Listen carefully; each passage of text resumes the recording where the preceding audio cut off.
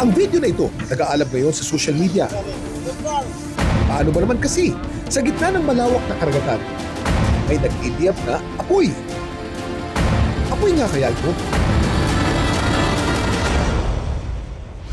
Ang mga netizens takang-taka rin sa nangyayari. Ito mga comments sa video. Underwater volcano yan. Pwedeng underwater volcano. Marami sa Pilipinas. Baka submarine yan. West Philippine Sea. Binalot ng takot ang marami matapos kumalat ang video nito online. Sa video kasi, makikita ang apoy na di umano'y nagdidiyab sa gitna ng dagat. Ayon sa uploader, papunta raw sa Sitangkay ang grupo nila mula sa Bungao, Tawi-Tawi nang namataan nila ang apoy na ito.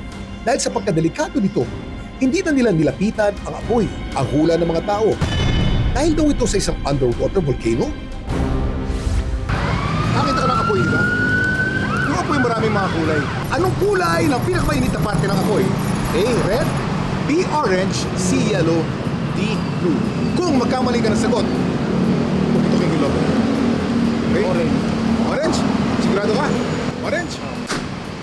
Nagulat ka. Hindi ako nagulat. Ang tamang sagot ay blue. Blue. Blue ang pinakamainit na apoy. Ang apoy na namataan sa gitna ng dagat, tila malaking palaisipan sa lahat. Namatay nga ba ang apoy na napapalibutan ng tubig? Alam niyo bang ang kidlat ay kaya mag-ignite ng eternal fire?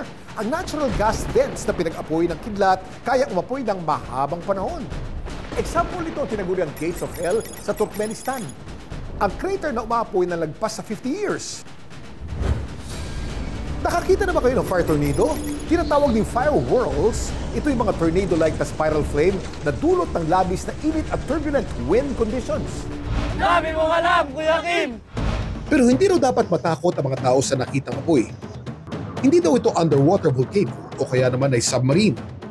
Matapos mag-viral ang video na ito, napag-alaman ng dahilan ng pagkakaroon ng apoy sa dagat.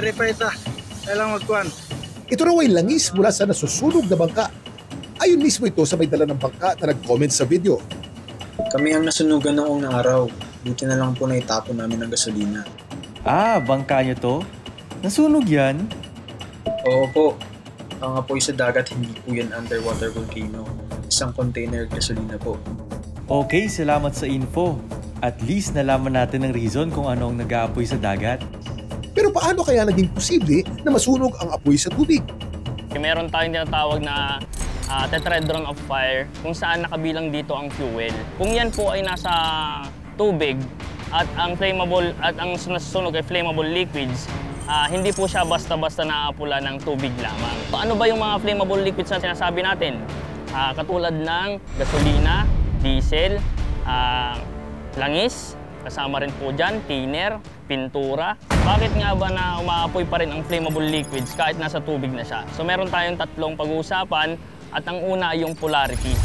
May polar at non-polar liquids. Ang polar liquids ay may negative at positive side tulad ng magnet at nakakatulong ito para humalo sa iba't ibang polar liquids. Ang non-polar liquid naman ay walang positive or negative charge ends kaya hindi naman ito humahalo sa polar liquid. Ang tubig ay polar liquid habang ang gasoline or oil naman ay non-polar liquid. Una nating makikita na hindi na nag-mimix ang tubig at flammable liquids. Ang pangalawa yung density, kung saan ang flammable liquids ay merong mas mababang density at ang tubig is mas mataas. So pagka pinaghalo sila, ang flammable liquids is nasa taas lang at ang tubig ay nasa ilalim. Pangatlo naman is yung tinatawag nating intermolecular forces. Na ang ng tubig is may hydrogen na hindi siya naaakit na humalo sa mga flammable liquids. So itong tatlong yon, doon natin makikita na hindi sila naghahalo. At pag sinindihan ang isang flammable liquid sa tubig, liliyab pa rin siya.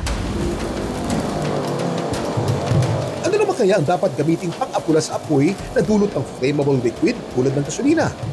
Ayon sa Bureau of Fire Protection Taytay, pwedeng gumamit ng AFFF o aqueous film forming foam fire extinguisher o kung wala naman ito, pwede ng tubig na may sabon o kaya naman ay carbonated drink. Ayan, gumamit naman po tayo ng tubig na may sabon. Ano ba yung meron sa sabon? Pag siya natunaw na sa tubig, meron siyang bula at dulas. At yun po ang nagko-cover dun sa buong apoy at hindi na siya kakalat. Kahit pa ito ay flammable liquids. At ang isa pa po nating ginamit, yung fire extinguisher na kung saan AFFF po siya. At nakadesign po talaga siya sa Class B fire. At yun ay mga flammable liquids. Kaya naman, kung napapansin nyo po, para din siyang tubig na may sabon. Ngayon, gagamit din po tayo ng soft drinks. Basta carbonated po siya. Kahit po, sindihan natin ulit yung umaapoy na flammable liquids, hindi na rin po siya ulit aapoy. Kamanghamang-hamang tignan ng apoy sa gitna ng dagat. Mainam na wag na itong lapitan. Parang buhay, hindi na malagay sa panganib. Pag-iwas sa sunog, hindi ka nag-iisa. Ang dami mong alam, Kuya Kim!